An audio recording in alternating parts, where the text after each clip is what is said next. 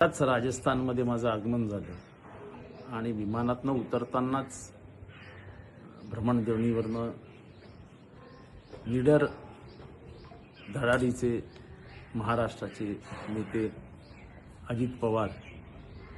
अजितदादा पवार यांच्या अपघाती निधनाची दुःखद वार्ता कानावर पडली। एका शब्दात त्यांचं वर्णन करायचं असेल तर निडर। कुठलाही निर्णय मनाशी घेतल्यानंतर परिणामांची चिंता न करता त्याची अंमलबजावणी करणं ही त्यांची हातोटी होती।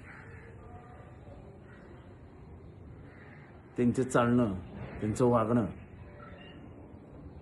हे राजकारणातल्या जी एक अशी बनलेली जी काही मोल्ड असतो त्याच्या बाहेरचा अजित पवार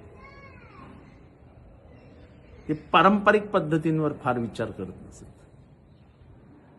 मी 1990 सालापासून त्यांच्याबरोबर आहे। अर्थात मधला काही काळ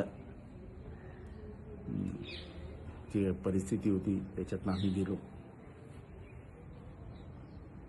पण तरी आपलेपणा कधी हरवला नाही। मला वाटतं की आज महाराष्ट्राने एक चांगला नेता गमावला आहे, जी पोकळी भरून येणार नाही। पण सर्वात मोठी हानी झाली आहे ती पवार कुटुंबियांची।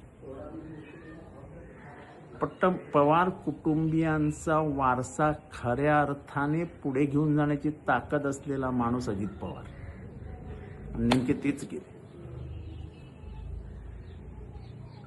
ही हानी पण भरून निघू शकत नाही।